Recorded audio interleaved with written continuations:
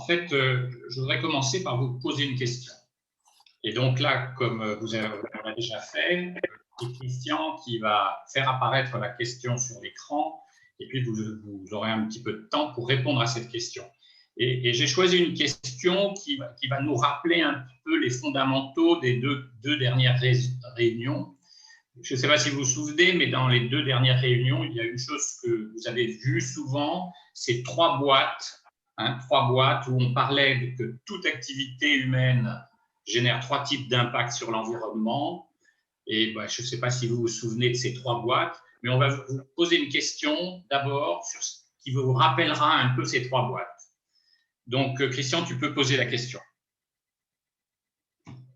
Donc, parmi les trois types d'impacts de l'activité humaine sur l'environnement, quel est l'impact non pris en compte par la Convention citoyenne pour le climat, dont vous avez entendu parler, et non inscrit aussi par le gouvernement pour la proposition de modification de l'article 1 de la Constitution. Vous avez entendu ces dernières semaines que le gouvernement donc, a dit qu'il allait sans doute mettre au référendum une modification de l'article 1 de la Constitution. Et cette modification, eh bien, en fait, elle prend en compte que deux des trois boîtes dont on a parlé. Et la question que je vous pose, c'est juste pour savoir si vous êtes au courant de ce sujet ou pas. Qu'est-ce que vous pensez que le gouvernement a oublié parmi les trois boîtes? Donc, vous cochez pour ce que vous pensez. Est-ce que vous pensez que c'est l'épuisement des ressources naturelles? Vous cochez sur la première ligne, sinon la deuxième ligne, la troisième ligne. Donc, le vote est ouvert. Le vote est ouvert. Le vote est ouvert et on est à peu près à… Quel est l'impact qui a été oublié? Voilà, il y a pratiquement 30 et quelques sur 42, donc on est presque au bout. On est à 80%, 85%. Allez, un petit effort encore. Mais ça doit être toi et moi qui doivent ne pas compter dans le décompte. On est à 90%, on dit que c'est bon? Allez, on dit que c'est bon. Donc je mets fin au vote. Je suis très curieux de voir la réponse. Voilà, donc voilà le résultat du vote. Ah, ben c'est bien, c'est bien. Alors, le nombre 59%, il y a 59% qui disent que c'est l'épuisement des ressources qui a été oublié. C'est bien ça. Hein? C'est ça. Bon, eh bien, bravo, bravo. Je ne pensais pas arriver à ça, mais c'est très bien. C'est exactement ce qui a été complètement oublié. Alors, on peut se poser la question pourquoi ça a été oublié, mais je ne sais pas si vous vous souvenez, quand on avait vu ces trois boîtes, on avait vu que le monde politique s'occupe très bien de la santé humaine parce que ses électeurs, quand il y a de la pollution dans une ville, les électeurs, ils n'aiment pas. Donc, l'impact sur la santé humaine, la biodiversité, les politiques s'en occupent souvent. Le dérèglement climatique, c'est du long terme. Bon, il commence à monter à bord, mais c'est un petit peu lourd pour monter à bord. Et alors que l'épuisement des ressources naturelles, c'est plus le monde industriel qui s'en préoccupe, parce que l'épuisement des ressources naturelles, s'il n'y a plus de cuivre, on ne pourra pas faire des fils électriques. S'il n'y a plus de lithium, on ne fera pas des batteries au lithium, etc. etc. Donc, c'est vrai que les entreprises sont très préoccupées par l'épuisement des ressources naturelles. Par contre, si on parle comme ressource naturelle de l'eau, les entreprises ne sont pas trop branchées là-dessus. Et je trouve ça très étonnant que le gouvernement n'introduit pas quand même cette notion-là dans la modification de l'article 1 de la Constitution. Voilà, bon, c'était juste un petit exercice. C'était juste un petit exercice pour se chauffer un petit peu, pour se retrouver dans l'ambiance. Donc maintenant, on va vraiment attaquer le sujet. Alors, il faut que je prenne la main. Alors, donc là, il faut me donner la main. Mais tu dois pouvoir la voir. Alors, où est-ce que écran partagé? Écran partagé, écran. Partagé. Voilà. C'est bon, c'est en train de venir. Hop. Full affichage plein écran. Voilà, je pense que vous retrouvez les trois boîtes. Oui, c'est ça. Parfait. Okay. Voilà. Donc, Alors, j'ai intitulé cet exposé ce soir-là le carré magique de l'économie circulaire. Vous vous dire, mais pourquoi il parle de carré magique si c'est l'économie circulaire? Pourquoi un carré magique? Ben parce qu'en fait, on va voir que si on résume l'économie circulaire uniquement au recyclage, ah oui, je voulais quand même vous faire lire ce que le gouvernement a prévu d'écrire pour l'instant. La phrase qui est prévue pour l'instant, c'est la France garantit la préservation de l'environnement et de la diversité biologique et lutte contre le dérèglement climatique. Mais vous voyez, les ressources, elles ne sont pas là. Voilà, c'était juste pour finir la question. Donc, s'il y a une chose qu'il faut retenir aussi de cette conférence, c'est que considérer que l'économie circulaire, c'est seulement le recyclage, c'est vraiment oublier énormément de choses et que si on veut réussir, il faudra ajouter d'autres choses. Et donc, c'est pour ça qu'on arrive à 4 choses qu'il va falloir retenir. Et là aussi, eh bien, c'est que l'économie circulaire va prendre en compte 4 dimensions fondamentales. La dimension réduire, réutiliser, recycler et renouveler. Et on va regarder ce qu'il y a dans chacune de ces choses-là. Mais ce n'est pas difficile, vous reconnaissez que finalement, l'économie circulaire, c'est 4 R dont il faut se souvenir. Donc, si on regarde d'abord réduire, qu'est-ce que ça veut dire? Et quand on va parler de réduire, c'est très important parce que considérer que les ressources sont infinies, ce n'est pas la bonne voie. Donc, ça veut dire qu'il faut, en tant que consommateur, s'interroger déjà sur la nécessité du produit. Ai-je réellement besoin de changer mon smartphone pour un autre smartphone? Ai-je réellement besoin d'acheter ceci ou d'acheter cela? Est-ce que je ne peux pas partager ou acheter à plusieurs? Alors, partager, c'est l'exemple de Blablacar, par exemple. Acheter à plusieurs, ça commence à voir. On voit des gens qui, quelquefois, dans des villes, commencent à créer des groupes qui achètent à plusieurs quelque chose pour pouvoir le partager, parce que finalement, ils ont un usage qui est restreint que sur quelques jours dans l'année, et donc, ça peut se partager. Alors, autre chose très importante, si on choisit des produits qui durent, là aussi, c'est une façon de réduire la consommation de matières premières, c'est une façon de réduire les impacts sur la santé humaine et la biodiversité, c'est là aussi une façon de réduire l'impact sur le changement climatique. Donc, des produits qui durent, c'est extrêmement important aussi. Donc là, quand on fait un choix, si on prend des produits qui durent, on sait que sur les 3 boîtes, on aura beaucoup moins d'impact sur les 3 boîtes que si on change sans arrêt parce que le produit, il n'a pas été conçu pour ça. Autre chose, on peut louer au lieu d'acheter. Donc ça, c'est du côté des consommateurs. Et là, c'est nous qui pouvons agir sur chacune de ces rubriques facilement ou pas pour pouvoir justement réduire la consommation de matières premières et de réduire aussi la quantité d'énergie qui est nécessaire pour transformer cette matière première et faire les pertes qu'on a besoin. Maintenant, réduire, c'est aussi extrêmement important du côté… Alors, d'abord, oui, peut-être il y a une vigilance auquel il faut faire attention. Et là, je vais prendre l'exemple de Blablacar. Il y a eu beaucoup d'études faites sur Blablacar qui se sont rendues compte que… Alors, on pensait que c'était bien parce que ça réduisait, on était 3 dans la voiture au lieu d'être tout seul, mais il y a ce qu'on appelle un effet rebond. Et finalement, un déplacement, comme Blablacar, c'est beaucoup moins cher, on fait plus de déplacements. Et finalement, quand on regarde Blablacar, globalement, ça n'a pas entraîné réellement une baisse du trafic routier. Alors que, par exemple, je ne sais pas si vous savez, mais Total avait reçu beaucoup d'argent parce qu'ils avaient sponsorisé Blablacar et ils avaient fait tout un tas de calculs pour montrer que Blablacar, ça permettait de faire des réductions de CO2 et ils ont quand même gagné 800 millions d'euros grâce à ça. Ce n'était pas du tout négligeable. Et puis maintenant, on se rend compte qu'en fait, non, Blablacar n'a pas entraîné réellement une réduction des émissions de CO2 parce qu'il y a eu cet effet rebond. Si on regarde maintenant le côté des producteurs, alors le côté des entreprises, donc la première chose qu'il faut vraiment pousser, c'est l'abandon de l'obsolescence programmée.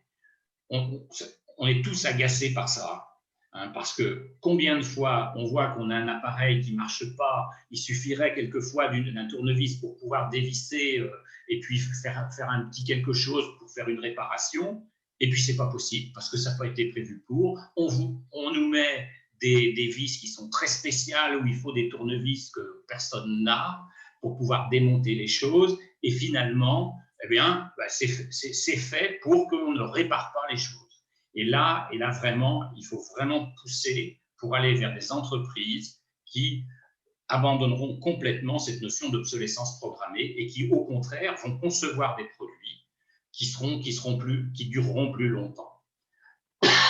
Pour réduire la quantité de matières premières et d'énergie, autre volet important pour les entreprises, c'est de concevoir des produits qui sont plus légers, mais tout en restant robustes, bien entendu.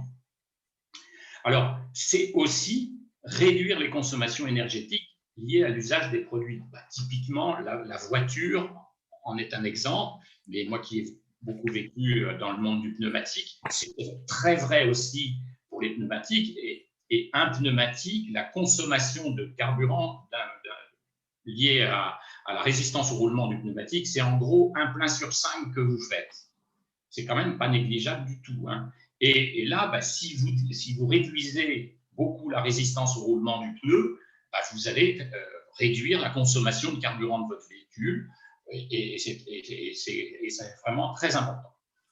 Autre chose aussi, un autre domaine qu'il ne faut pas négliger et qui est vraiment intéressant parce que c'est du win-win pour tout le monde, ça. C'est l'économie de fonctionnalité. Alors, ce qu'on appelle l'économie de fonctionnalité, c'est des entreprises qui ont décidé et qui ont compris que finalement, ils pouvaient construire un business model qui serait tout aussi profitable en faisant moins de produits et parce qu'au lieu de vendre les produits, ils vendent les services que procure le produit. C'est typiquement Xerox pour les photocopieuses. Et donc, finalement, ils ne vendent plus les photocopieuses, mais ils vendent un nombre de photocopies qui sont faites chaque mois. Et donc, ça, c'est win-win parce que, en fait, l'entreprise, elle n'a pas à s'en occuper. C'est le fabricant des photocopieurs qui fait tout ça. Et puis, l'intérêt du fabricant, c'est pas de remplacer les machines sans arrêt. Donc là, l'obsolescence programmée, il va complètement abandonner. Il va faire des machines qui vont durer longtemps. Et donc, c'est une bonne voie de travailler là-dedans. Et j'ai mis aussi un exemple de pneus parce que, justement, chez Michelin, on avait développé, on ne vendait plus des pneus, on vendait des kilomètres de mobilité sur pneus de camions. Et donc là aussi, l'intérêt de Michelin, c'était de faire des pneus qui durent le plus longtemps possible parce qu'on n'aurait pas besoin de les changer. Et comme ce qu'on vendait, ce n'était pas le pneu, mais c'était le service que rend le pneu, eh bien, c'était tout à fait. Et les prix aussi pour le client étaient aussi intéressants parce qu'il se rend compte qu'il n'avait plus à s'en soucier. C'est Michelin qui gérait tout ça et il n'avait pas à se poser de problème par rapport à ça. Donc, l'économie de fonctionnalité, la réduction des consommations énergétiques, des produits plus légers, tout ça, eh bien, c'est beaucoup de choses que les entreprises peuvent faire et elles ont un rôle très important à jouer sur ce volet, réduire. Parce que vouloir recycler plein de choses, c'est bien, mais enfin, si on peut réduire la quantité de choses que l'on fabrique, c'est bien mieux. Maintenant, deuxième volet, réutiliser. Et là aussi, on va retrouver un volet consommateur et un volet entreprise. Sur le volet consommateur, on n'est pas obligé d'acheter des produits neufs. Souvent, des produits d'occasion pourront tout à fait nous rendre les services dont on a besoin. Donc, c'est intéressant de faire en sorte que les produits d'occasion, s'ils nous conviennent, achetons ça plutôt que de racheter systématiquement du neuf qui demande de nouvelles fabrications, etc. Néanmoins, on va retrouver là aussi le problème éventuellement de l'effet rebond dont on a déjà parlé pour Blablacar. Parce que quelquefois, le fait d'avoir cette facilité de vendre les produits d'occasion, eh bien, ça incite à plus souvent renouveler les choses. Et donc là, on a un effet rebond qui diminue un petit peu l'intérêt. Mais bon, c'est pas toujours le cas, donc il faut quand même garder ça à l'esprit. Acheter des produits d'occasion, ben, c'est une bonne façon aussi de consommer en réduisant l'impact de nos actes sur l'environnement. Alors, réparer ou faire réparer plutôt que acheter, et là aussi, ben, c'est très bien. Alors, on va avoir un très beau témoignage là-dessus tout à l'heure, hein, grâce à Bazar. Et puis, bon, il y a à Niort aussi des Repair Café. Alors, Bazar fait aussi des Repair Café, mais je pense que Claude, tu en parleras. Et donc là, c'est vraiment des démarches extrêmement intéressantes et adhérer à ces démarches, c'est une très bonne chose. Alors, hélas, avec le Covid, je sais qu'il y a des Repair Café qui existaient dans différentes places de Niort et qui, hélas, n'ont pas pu fonctionner. Et on espère tous que ça va pouvoir reprendre très rapidement parce que c'est vraiment quelque chose d'extrême. C'est très bien, puis en plus, c'est convivial et puis ça crée du groupe. Enfin, c'est vraiment une très bonne chose. Il y a aussi des choses qui se développent de plus en plus, c'est des boîtes à dons, des gens qui mettent des boîtes à certains endroits où on peut déposer des choses dont on n'a plus besoin. Et puis, s'il y a d'autres personnes qui passent là et qui disent « Ah ben tiens, moi, ça, j'aimerais bien voir ça », eh bien, ils prennent ça et plutôt que de l'avoir acheté, eh bien, ils l'utilisent et finalement, ça donne une deuxième vie ou une troisième vie à un produit qui autrement serait peut-être resté dans un placard sans servir. Donc, côté consommateur, il faut bien prendre en compte aussi cette réutilisation qui est un moyen de réduire les consommations de matières premières et les consommations d'énergie qui sont nécessaires à faire tous nos produits.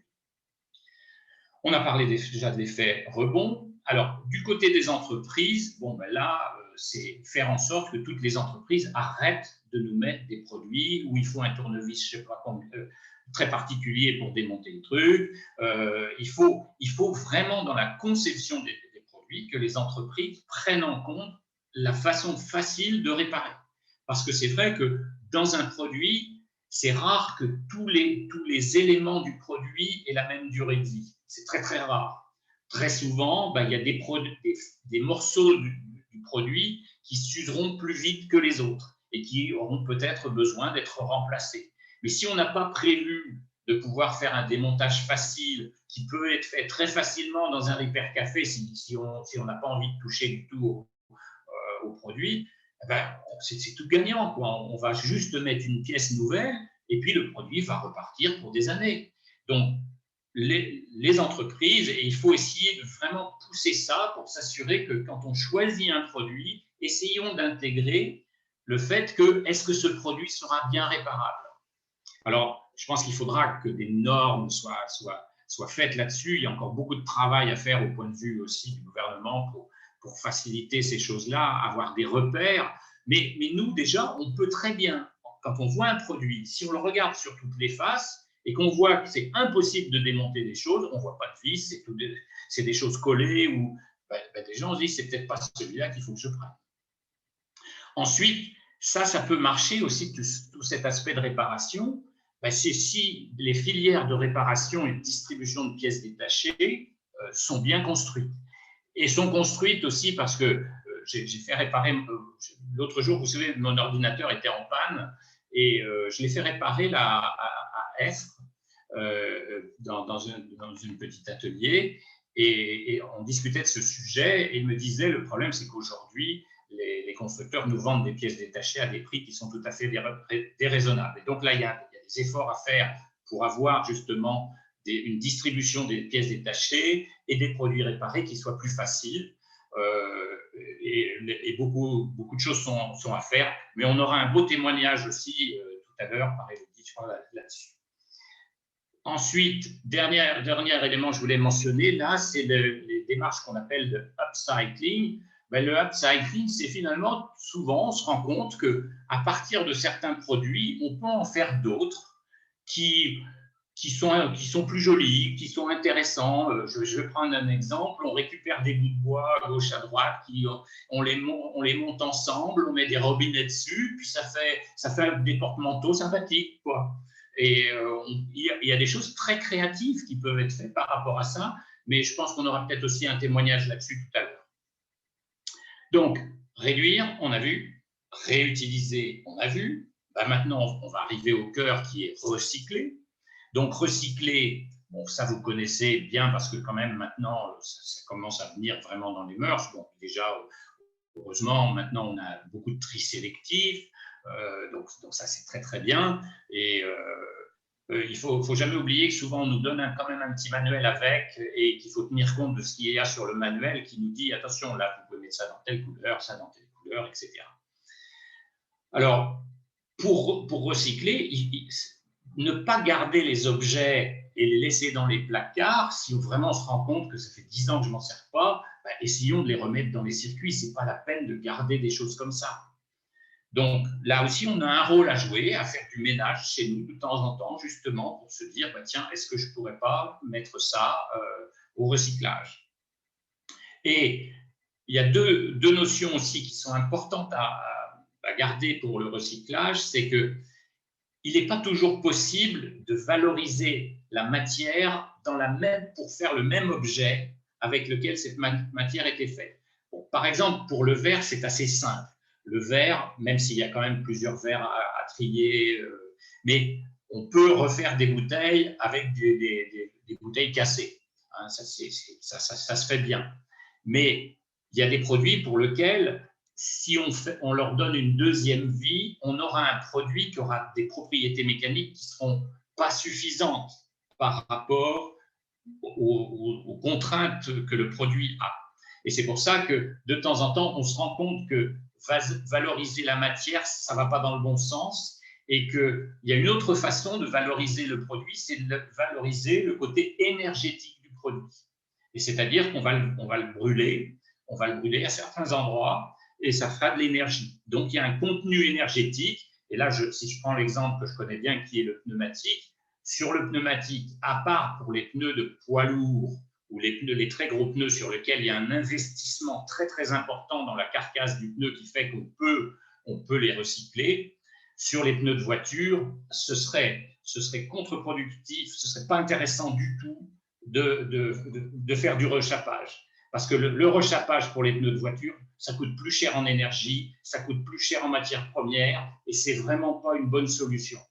Par contre, brûler les pneus dans les fours de cimenterie, ça évite que les cimentiers ils prennent du pétrole pour faire ça, et puis aussi, ça fait des ciments d'assez bonne qualité. Donc, vous voyez, on peut aussi, de temps en temps, dire que ce produit vivra sa première vie dans cet objet-là et vivra cette matière première va vivre sa deuxième vie dans un autre produit qui sera complètement différent. Mais on aura un beau témoignage là tout à l'heure sur les fenêtres. Côté entreprise, leur première mission, c'est de penser à organiser les filières de récupération. Parce que ça, si elles ne le font pas, ça ne marchera pas. Donc, bon, le verre, ça marche bien. Les vêtements, ça ne marche pas très bien, parce que beaucoup de vêtements pourraient être revendus alors qu'ils sont déchiquetés. Et puis, donc, valoriser la matière, valoriser le contenu énergétique, parce que c'est ce qu'on a vu déjà pour beaucoup d'entreprises qui font cela. Donc, réduire, réutiliser, recycler. Il nous manque un R, et le dernier R qui nous manque, eh bien, c'est renouveler. Alors, qu'est-ce que ça veut dire renouveler? Ça veut dire qu'on ne va pas prélever dans la nature des produits que la nature a mis des millions d'années à fabriquer, mais on va utiliser des matières premières qui sont des matières premières biosourcées, parce que ces matières premières peuvent être renouvelées. Donc, c'est une bonne façon de faire, mais attention, le gros danger, c'est qu'en voulant faire ça, il ne faut pas détourner tous nos champs pour créer des matières premières et donc après ne plus avoir de quoi manger. Donc, et je vais prendre un exemple de ça, hein, c'est de dire aujourd'hui, vouloir remplacer le pétrole par le carburant par des betteraves, et à partir de betteraves, faire de l'alcool et à mélanger l'alcool, etc. Attention, on va aller vers des cultures qui seront de la monodiversité à outrance. On va mettre des pesticides, on va mettre des choses qui ne sont absolument pas les bonnes directions à aller, dans laquelle il faut aller. Certes, on sera peut-être capable de faire un carburant et on sera peut-être capable d'occuper quelques personnes dans des champs, mais on sera dans un monde industriel où on va complètement perdre la biodiversité de nos champs. Et ça, c'est vraiment pas la direction dans laquelle il faut aller. Donc là, il y a une très grande vigilance. Les produits renouvelables, c'est bien, mais attention quand même à la façon dont ils sont faits, comment on peut les intégrer en pensant bien aux 3 dimensions qui nous intéressent, qui sont réduire la quantité de matières premières que l'on extrait, certes, mais réduire aussi les impacts sur la biodiversité et la santé humaine, et puis aussi sur le changement climatique. Alors, sans compter que beaucoup des produits biosourcés, comme ça, je ne sais pas si vous vous souvenez, dans la première réunion, on avait parlé de l'EROI, Energy Return on Investment. C'était un petit peu l'efficacité de la transformation. Pour faire 1 litre on avait, à partir d'1 litre de carburant, on était capable d'en faire combien d'autres? Et là, on a des ROI qui sont très, très mauvais. On a des ROI vraiment… C'est très rare qu'on ait des ROI qui dépassent 2 ou 3. Donc, ça veut dire qu'on dépense 1 unité d'énergie pour obtenir 3 unités d'énergie. Donc, c'est vraiment pas des bonnes choses. Donc, le créneau pour les produits biosourcés, ce sera plutôt pour des produits de spécialité, des choses qui sont difficiles à obtenir parce que peut-être justement, on a épuisé les matières premières dans la nature qui nous permettent de faire ça. Donc, ce serait il faut les réserver à des produits très, très techniques. Mais amener des morceaux de palmier depuis la Malaisie jusqu'en France pour faire dans les usines Total du diesel, non, ça, faut pas, ça, c'est pas bon du tout. Ça. C'est pas du tout la voie vers laquelle il faut aller. Donc, voilà pour renouveler. Donc, on a fait notre tour de nos 4 R, réduire, réutiliser, recycler, renouveler. Alors, il y a quand même quelques facteurs clés de succès qu'il faut garder en tête aussi. C'est, bien sûr, il faut bien garder la dimension sociale en tête. Et je pense que là, on va avoir de beaux témoignages là-dessus aussi tout à l'heure. Et les dimensions locales aussi. Essayons de plus en plus de trouver des solutions qui permettent de réduire les inégalités sociales, qui permettent d'introduire des notions très locales dans les projets, parce qu'on se rend compte qu'autrement, il n'y a plus de travail pour les gens, et donc ça, ce n'est pas jouable du tout. Donc là, il y a une vraie priorité à toujours garder en tête. Alors, c'est important aussi, mais je vois qu'il y a beaucoup d'écoles qui commencent à le faire, c'est d'éduquer tout le monde, et vraiment dès le plus jeune âge. Dès le plus jeune âge, il faut habituer les enfants à ne pas gaspiller, il faut habituer les enfants à recycler, il faut habituer les enfants à dire j'ai plus besoin de ce nounours, j'ai vraiment plus besoin de ce nounours, et on va aller le mettre peut-être chez Emmaüs, on va aller le mettre chez Bazar, on va aller le mettre. Et c'est une façon de donner une deuxième vie à ce nounours. Et puis on peut expliquer à l'enfant que finalement c'est bien parce que son nounours que tu veux plus, parce que eh bien peut-être que quelqu'un va être très très content d'avoir ce nounours. Le gouvernement a un rôle clé, bien sûr, à faire, et lui, c'est à travers justement tout ce qui sera normes et règlements. Filière de récupération aussi, il a son rôle à jouer, mais on se rend compte que les plus belles filières de récupération et de valorisation, c'est souvent le cartel des entreprises qui le fait. Si vous prenez l'exemple des pneumatiques que je connais bien, quand a été créé, donc tout a été fait pour récupérer tous les pneus partout. En fait, les premières années, on a recyclé plus de 100% de pneus. Alors, vous allez me dire, il est un peu fou ce soir, il doit bien quelque chose qui ne va pas. Comment c'est possible? Parce qu'en fait, il y avait beaucoup de déchetteries qui avaient des montagnes de pneus. Et pendant les premières années où on a lancé ça, on a récupéré tous ces pneus pour faire de la valorisation, soit de la valorisation matière, soit de la valorisation énergétique. Et aujourd'hui, le pneu est beaucoup plus recyclé que les canettes en aluminium, beaucoup plus. Voilà, donc voilà un petit peu ce que je voulais vous dire. Et maintenant, je crois qu'on va voir ça de façon concrète avec les témoignages que l'on a. Donc, je rends la main. Sauf si vous avez quelques questions. Avant, Christian, on a un peu de temps pour quelques questions éventuellement. On a quelques minutes, oui. Il y a une personne qui n'arrive pas à rentrer, qui est expulsée à chaque fois. Je ne sais pas ce qui se passe. Mais en tous les cas, il n'y a pas eu de question d'écrite de poser sur le chat. Mais D'accord. je pense qu'on peut prendre quelques minutes si quelqu'un veut formuler en prenant le micro, en ouvrant son micro, il peut poser la question. Voilà, on peut le faire maintenant.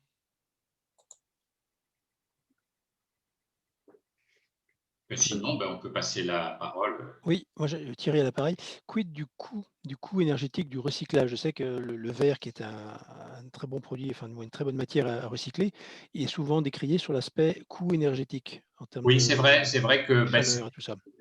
c'est vrai, mais enfin, quand même, aujourd'hui, plus les filières sont organisées de façon professionnelle, plus on réduit justement les coûts. Parce que les coûts, c'est surtout des coûts de transport.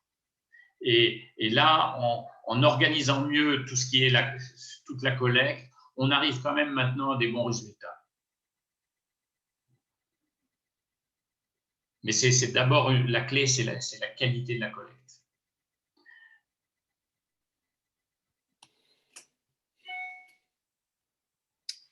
OK. Est-ce que quelqu'un d'autre a une autre question à formuler?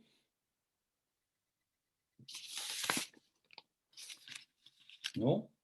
On peut poursuivre du coup? On peut y aller. Donc, je rends la main. OK. Donc, comme promis, on aborde cette deuxième partie et on donne maintenant la parole à des témoins qui sont engagés sur ce chemin de l'économie circulaire. Et donc, lorsqu'on a préparé cette conférence, on a cherché localement des acteurs qui interviennent dans ce domaine et c'est assez naturellement qu'on est tombé, si je puis dire, sur la structure qui s'appelle AIVE, A-I-V-E. C'est une association d'insertion par l'économie qui fonctionne en tant qu'ensemblier, qui regroupe plusieurs structures. EIVE, E-I-V-E, qui travaille dans les espaces verts, MIP, MIPE, qui travaille dans le bâtiment, les ateliers MECA, qui travaillent en mobilité, le garage solidaire et une auto-école sociale. Et depuis septembre 2019, il y a une nouvelle association d'insertion qui est au sein de cette structure EIVE, qui s'appelle Revailor, et qui fait du démantèlement de huisseries et qui assure des prestations dans divers domaines de recyclage et du réemploi. Et c'est Élodie Descoustey qui en est la directrice adjointe, et donc il va prendre la parole et va nous donner un panorama concret de ses activités, et puis elle répondra à vos questions. Et puis je pense que je présenterai les autres intervenants juste après. Donc bonjour, Élodie Descoustey de l'association Revalor. C'est un nom bien français. Ça sonne pas à l'anglaise. J'ai mal prononcé, c'est ça? Oui, c'est Revalor. Oui, d'accord. En français. Du coup, moi aussi, je vais prendre la possession de l'écran parce que je vous ai préparé un petit diaporama succinct. Hop là, partager.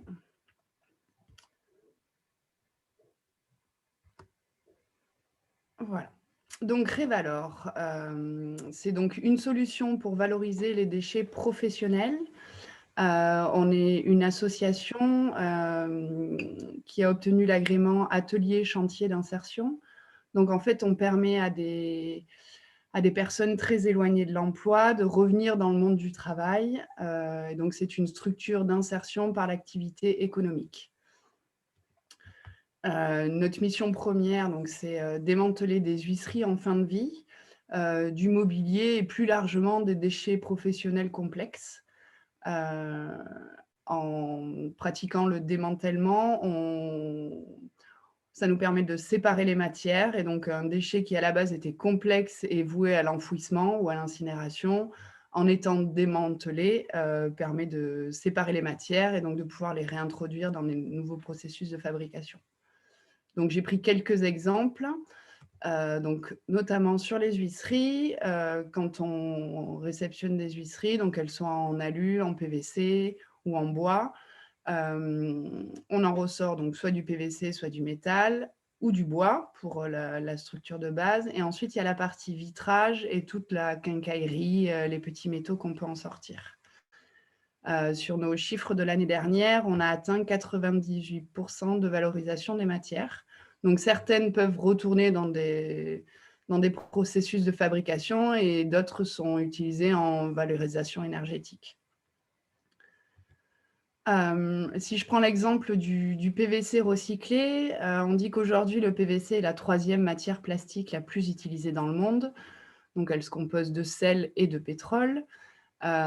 L'utilisation de PVC recyclé dans la fabrication de nouveaux profilés, de nouvelles fenêtres, permet a priori d'économiser jusqu'à 50% d'énergie et de réduire de plus de 60% tant la pollution de l'air que celle de l'eau. Et des études scientifiques disent que ce PVC pourrait être recyclé jusqu'à 8 fois. Bien entendu, il peut y avoir certaines problématiques puisqu'on a créé des PVC, ils ne sont pas tous blancs, il y en a des colorés. Et quand on recycle le PVC, si on veut du PVC blanc, il va falloir alimenter la machine exclusivement en PVC blanc. Et donc, on ne sortira que des PVC gris ou marron avec des PVC colorés. Et un autre exemple, donc le verre recyclé ou calcin, comme on l'appelle, il va permettre de diminuer donc, la consommation de sable, puisque c'est une des matières premières principales. En gros, les études montrent qu'une tonne de calcin permet d'économiser 1200 kg de matière minérale neuve. Il me manque un bout de l'écran. Dont 850 kg de sable. Et on le sait, le sable est une des matières premières qui va nous manquer parce qu'on l'utilise dans toutes les constructions. Et puis, ça permet d'économiser une partie également en transport. Bien évidemment, il faut avoir des filières locales pour que ça puisse fonctionner parce que si le verre qui part de Niort doit descendre jusqu'à Lyon, ça représente un coût en transport assez énorme. Diminuer la consommation d'énergie du procédé. La société avec qui on travaille nous explique que si on ajoute 10% de calcin, donc de verre recyclé, on diminue de 2 à 3% l'énergie nécessaire à la fusion. Donc en gros, pour faire un bain qui permet de faire fondre du verre, il faut monter avec que des matières premières à plus de 1500 degrés. Et à partir du moment où on introduit du calcin, on peut descendre la température du four aux alentours de 1200. Et on améliore aussi le bilan carbone en introduisant du verre plat, puisque une tonne de calcin réduit les émissions de CO2 et également d'autres polluants atmosphériques. Et le verre, lui, pour le coup, est recyclable à l'infini. Bien entendu, il existe différentes qualités de verre. C'est pour ça que dans le tri des déchets, on demande à ce qu'il n'y ait vraiment que des bouteilles, pas d'assiettes, pas de verre pour boire. Et bien, pour le verre recyclé, on retrouve les mêmes problématiques. Il faut que ce soit du verre plat et transparent, sans film de protection, sans armature. Donc, tout ce qui est verre sécurité, céramique n'est pas accepté, par exemple, dans notre procédé. Et je voulais aborder un point, moi, c'est l'éco-conception. Pourquoi? Parce que j'ai pris l'exemple des huisseries en aluminium. Elles ont évolué au fil des années en augmentant leur performance technique. En gros, on a créé des ponts thermiques. L'aluminium transmet très bien la chaleur. C'est pour ça qu'on a fait des cocottes en aluminium au début. Et donc, sur les huisseries, la problématique était que le froid passait à travers l'huisserie et apportait le froid dans la maison. Et pour contrer ce problème, ils se sont mis à insérer dans le profilé des petites barrettes en plastique qui permettent de faire une rupture de ce pont thermique. C'est très bien puisque ces huisseries et double vitrage sont plus isolants pour la maison. Mais nous, on se rend compte au niveau de Revalor et de la déconstruction et du démantèlement que plus ces huisseries ont évolué au niveau des performances thermiques, finalement, plus elles sont compliquées pour nous à démanteler, puisque ce plastique est thermosoudé dans la matière et nous, manuellement, on ne peut pas la séparer. Donc, une vieille huisserie en aluminium, on va réussir à récupérer un aluminium de bonne qualité. Par contre, sur des huisseries qui contiennent des ponts thermiques, on divise quasiment la valeur de l'aluminium par 2. Donc voilà, meilleure performance, mais recyclage plus difficile. Et par rapport à ce que disait Dominique, je pense que ça, c'est un point très important et qui permettra de faire avancer les choses, c'est que les produits soient réellement éco-conçus et quand les fabricants, on pense déjà à leur démolition. Voilà. Je ne sais pas si j'ai duré 10 minutes. Ah non, très bien, c'est parfait, le timing est parfaitement respecté, même avec la marge de manœuvre. Bon. C'est parfait. Est-ce que vous avez des réactions à cette présentation assez rapide de l'activité de Revailor et notamment sur les derniers points là, d'éco-conception avec les considérations autour des huisseries ou d'autres sujets? Je voudrais juste amener un petit commentaire, Dominique. Oui, c'est très très bien parce que ce qu'on voit très bien avec cet exemple, c'est que c'est jamais simple et qu'il faut prendre toujours un bilan très complet parce que les ruptures de pont thermique, ça a quand même apporté énormément à la réduction de consommation énergétique dans les maisons. Ça, c'est très très net. Donc là, il faut se dire, il faut balancer tout ça pour savoir, est-il préférable de perdre un petit peu à cet endroit-là pour gagner plus à un autre endroit. Mais ça veut dire qu'il faut vraiment faire des analyses de cycle de vie très globales sur les produits, en prenant bien en compte tout l'amont et tout l'aval pour trouver les solutions les meilleures. Et puis petit à petit, on progresse. Et puis aussi, peut-être après, on va trouver des nouvelles façons de faire les ruptures de pont thermique, tout en gardant la capacité à bien séparer la partie de ce petit élément là qui est mis pour faire de la rupture de pont thermique sans hypothéquer la récupération. Mais c'est tout simplement parce qu'au début, dans le cahier des charges, ça n'a pas été pris en compte. Mais des gens comme vous peuvent faire remonter ça aux fabricants et puis petit à petit, on va progresser dans tout ça. Mais c'est un superbe exemple. Il y a une question qui vient d'arriver sur comment vous faites pour récupérer les huisseries. Alors, dans un premier temps, principalement avec l'entreprise Rouvreau, qui est à l'initiative de la création de l'association en partenariat avec AIVE, l'ensemblier. On est en train de travailler aussi avec les collectivités. Avec Niort Aglo, on est en discussion depuis une petite année. Ils ont déjà opéré un comptage en déchetterie. On attend leur retour pour faire une phase d'expérimentation. Et je visite les déchetteries de Val-de-Gâtine vendredi, avec qui on devrait démarrer un test assez rapidement. Voilà, il y a quelques professionnels aussi qui viennent nous en déposer. On rencontre une problématique, c'est que la plupart des artisans voudraient nous donner ces huisseries. Or, ce sont des déchets pour eux. S'ils s'en débarrassent dans les règles de l'art, ils sont censés les confier à un professionnel du déchet. Et ça coûte, en fait, de gérer ces déchets. Et il s'avère qu'encore bon nombre d'eux s'en débarrassent en déchetterie. C'est normalement pas la filière.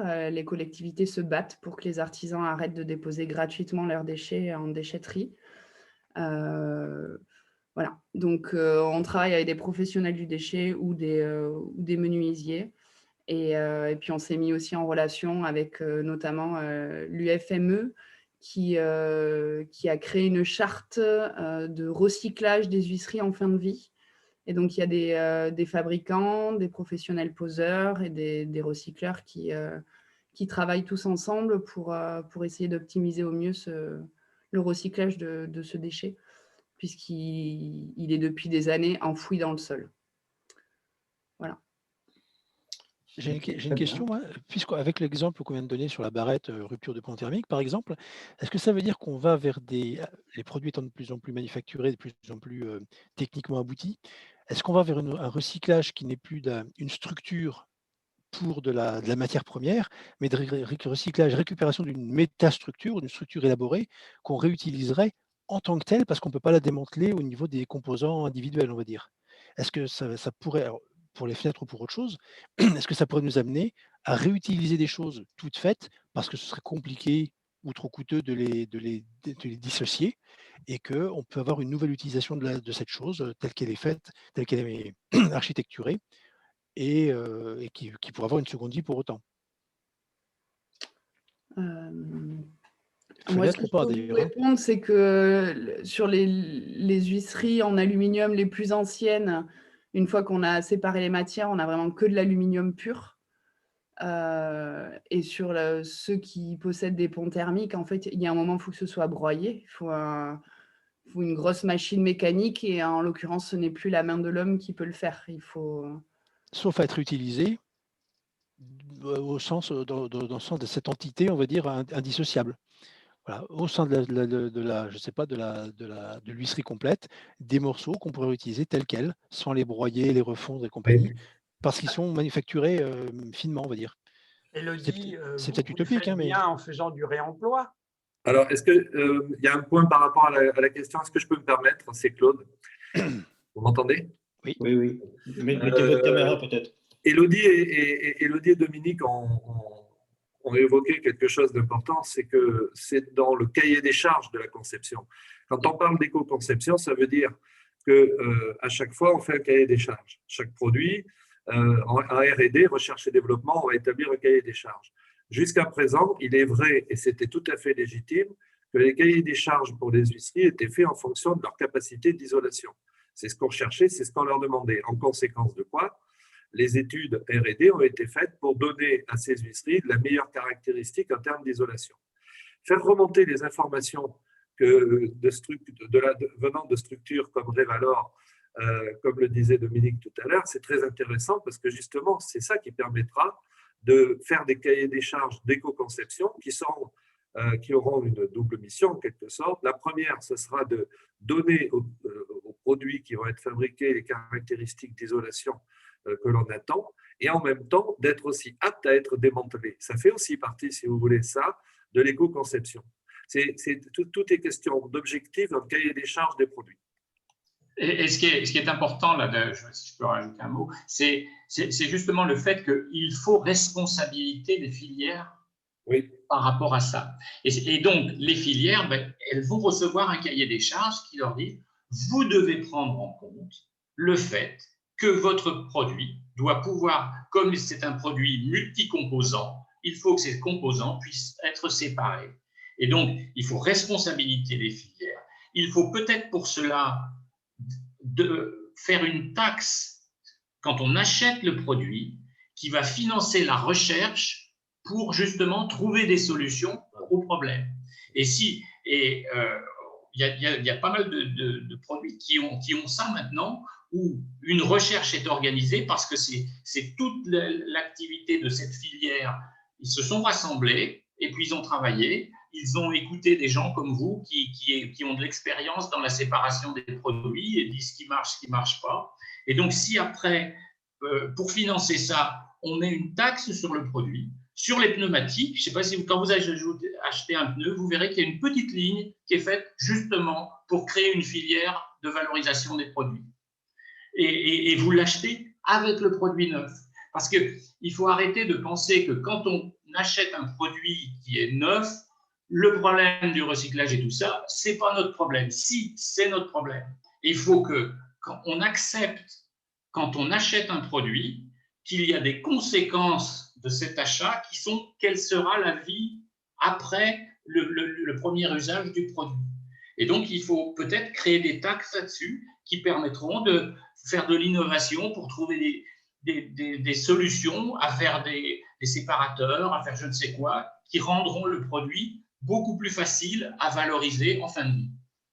Bon, ben ça, c'est un travail qui est en cours, puisque une REP du bâtiment devrait voir le jour à partir de 2022.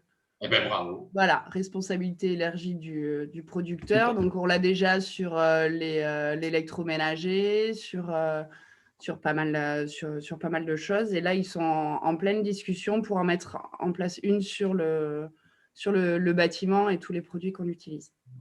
Je ne suis pas certain qu'on ait répondu à la question Je voulais juste, de Thierry, mais il y a aussi Philippe qui va en poser une autre. juste proposer que les intervenants, Dominique, Claude l'avait fait là, que les intervenants mettent leur caméra quand Oui. ils font des explications, c'est plus agréable pour nous. Oui, Merci. j'avais suggéré ça. Ce Bien qu'avait noté. dit, ce que moi j'avais compris de la question de Thierry, c'est est-ce que les structures, indépendamment pratiquement de l'éco-conception qui reste et qui demeure fondamentale, est-ce que les recycleurs ne peuvent pas imaginer de recycler des produits composés de plusieurs matériaux pour en faire un nouvel usage?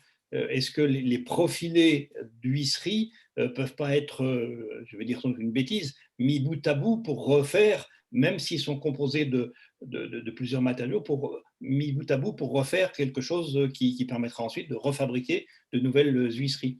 Je crois que c'était ça Ouais, c'était un peu ça. J'ai cherché un exemple, enfin quelque chose, et j'ai pensé par exemple à une roue de vélo. Imaginons la société Roux Valor, pas Révalor, Roux Valor, qui recycle des roues de vélo. Elle prend des roues de vélo composées d'un garde-boue, d'un machin, d'un catadioptre, je sais pas moi, enfin, des choses comme ça, et d'une roue. Et plutôt que de séparer la roue en un bout de caoutchouc, un bout de métal, des rayons et compagnie, eh bien, de l'ensemble de cette roue avec le garde-boue, le catadioptre, la lumière, elle sépare ce qu'elle peut séparer, mais elle garde la roue dans une fonction de roue. Et simplement, cette roue redevient effectivement un composant pour une autre roue plus élaborée. Mais autrement dit, on se dit, ben voilà, cette roue-là, c'est pas la peine de chercher à la démanteler et de recycler individuellement les matériaux, parce que ça va nous coûter très cher. Et de toute façon, on va faire un truc qui sera très ressemblant et on peut lui redonner une seconde vie. C'est exactement ça, Christian. Oui. D'accord. Et Je vais répondre à moitié à votre question. Parmi toutes les matières qu'on a réceptionnées depuis… Comment ?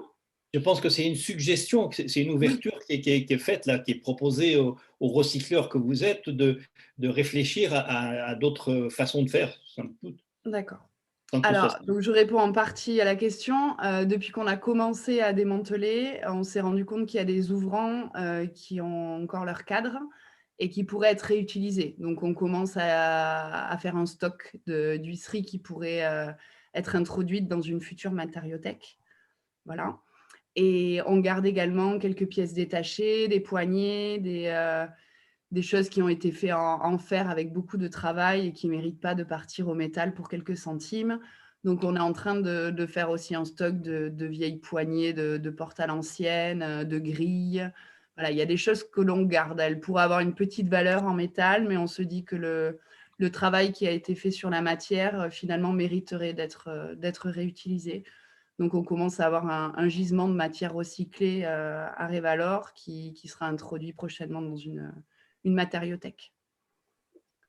Ok, merci. C'est une belle illustration de la réflexion qui était faite juste avant.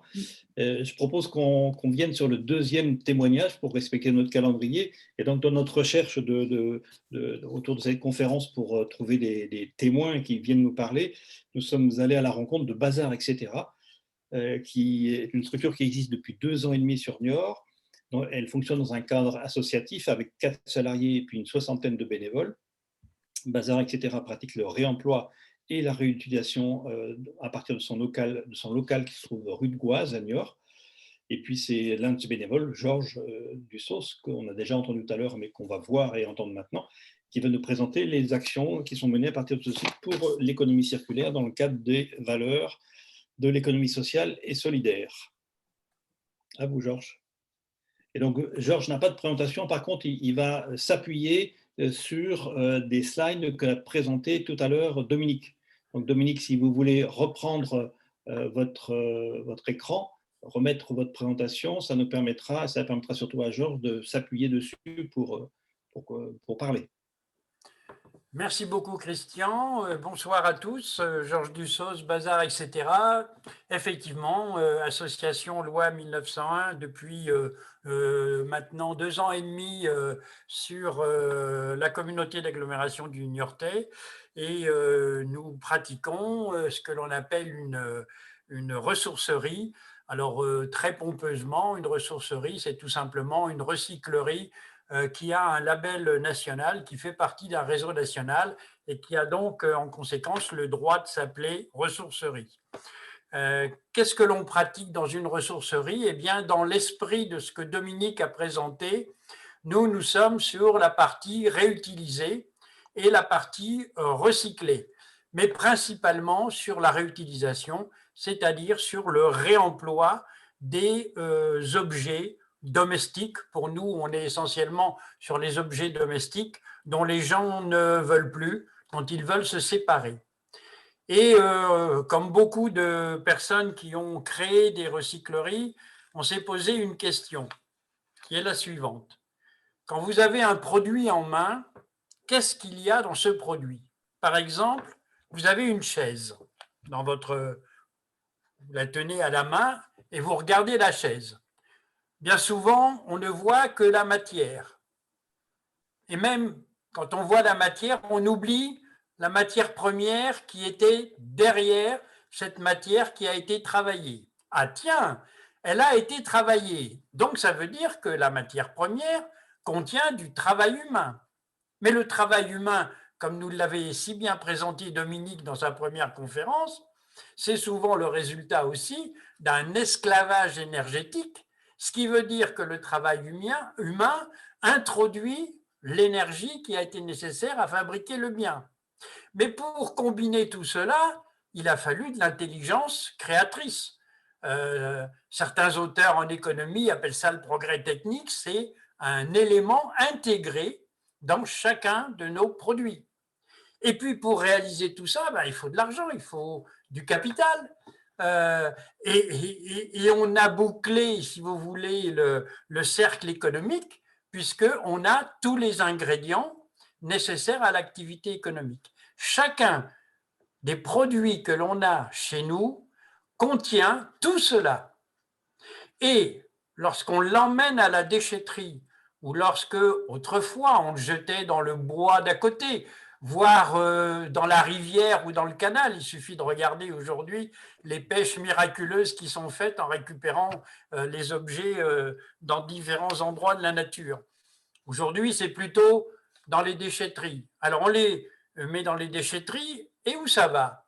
En enfouissement, en incinération, un peu maintenant en recyclage, mais de manière insuffisante. Ce qui veut dire que, et c'est ce que Dominique avait présenté, c'est vraiment l'exemple de l'économie linéaire.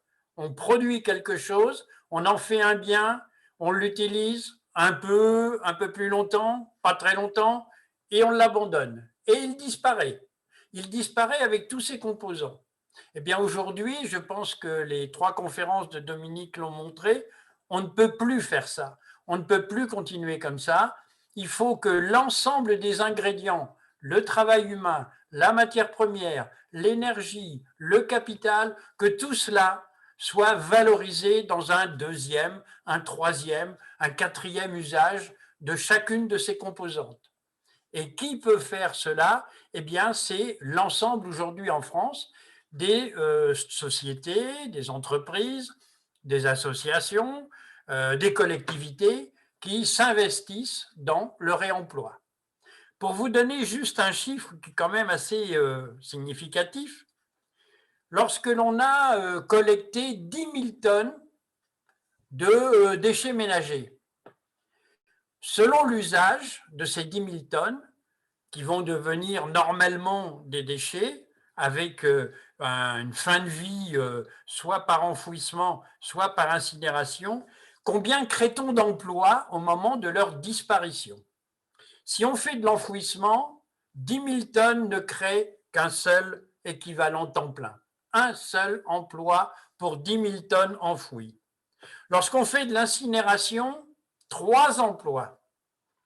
Lorsqu'on fait du réemploi, écoutez bien, du réemploi au niveau, et j'ai beaucoup apprécié les précisions de Dominique et de Christian là-dessus, quand on fait du réemploi local, eh bien on crée pour 10 000 tonnes traitées 851 emplois équivalents temps plein.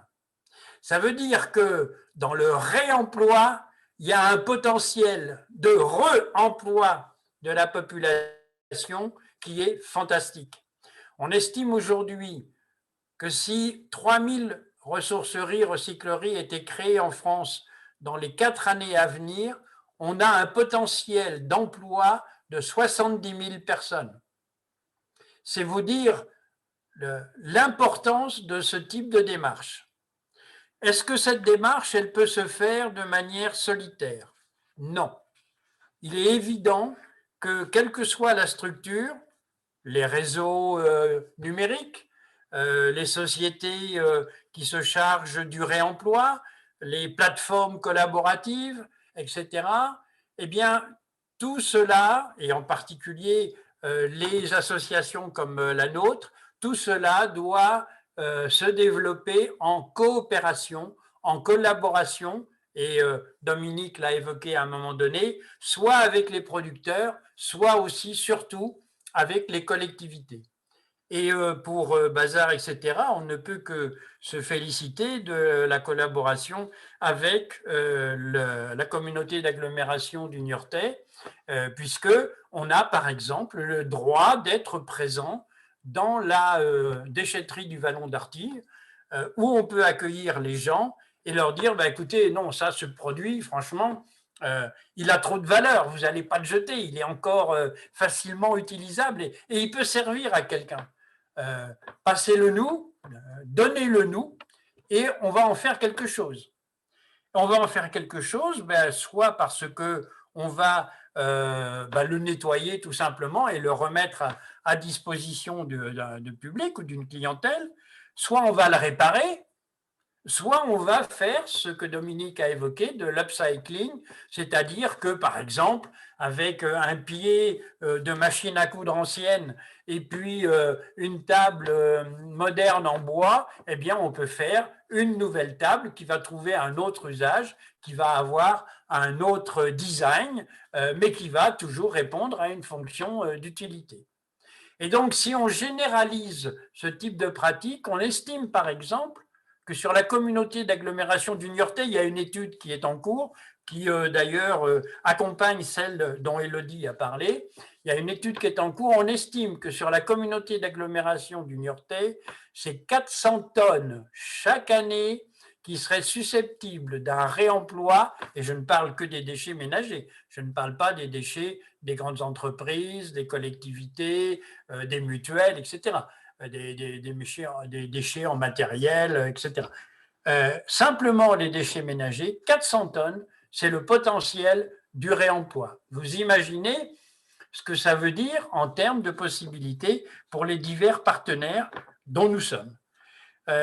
Voilà un petit peu la présentation. Alors, comment ça se passe? Eh bien, tout simplement, peut-être que certains parmi vous ont été déjà utilisateurs de nos services ou de nos prestations, que ce soit à la déchetterie ou que ce soit par l'accueil du public qui, dans un geste volontaire, vient donner des objets qui ont de la valeur sentimentale, affective, etc., mais vient les donner pour que d'autres puissent les utiliser. Il y a donc un véritable engagement de la population. Eh bien, il y a des salariés et ou des bénévoles. Christian a présenté 4 salariés pour l'instant, une soixantaine de bénévoles, dont l'objectif est de redonner un potentiel de vie à tous ces objets qui allaient disparaître. Et d'une certaine manière, on répond aux préoccupations que Dominique a présentées ce soir, où effectivement, il y a économie de matières premières, économie d'énergie, économie de capital, économie de travail humain, pour pouvoir donner un nouvel usage.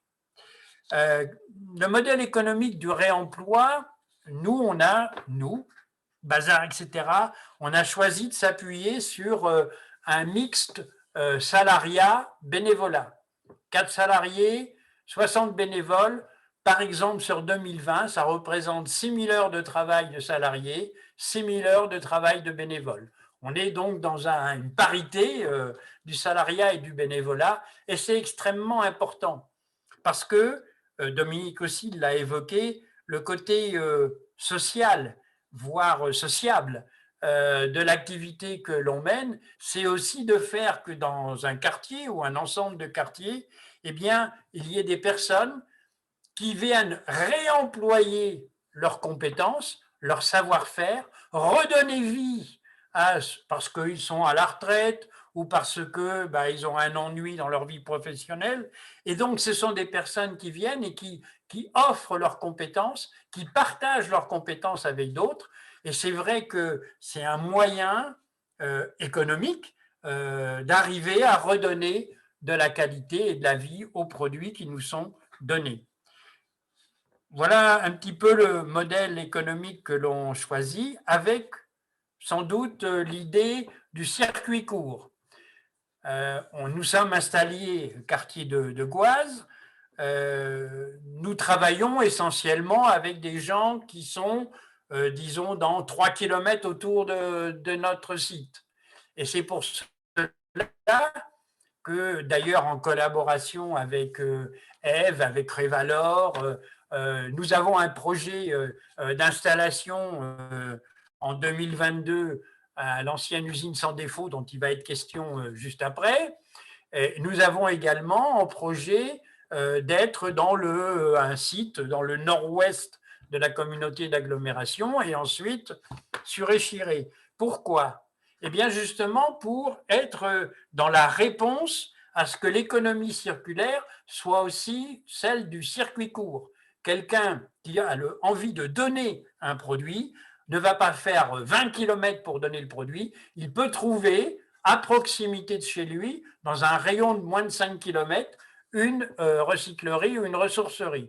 Et l'idée est donc de se rapprocher du gisement et en même temps faciliter dans chacun des pôles de quartier, le sud-est, le nord-ouest, le nord, le sud avec le PESC, le pôle d'économie solidaire et circulaire, eh bien, c'est de se rapprocher le plus possible aussi du potentiel de compétences que représentent les personnes bénévoles qui viennent. Voilà, et de cette manière-là, on répond aussi à une préoccupation que Dominique a évoquée, c'est la réduction du transport entre, disons, l'origine du produit et ses utilisateurs.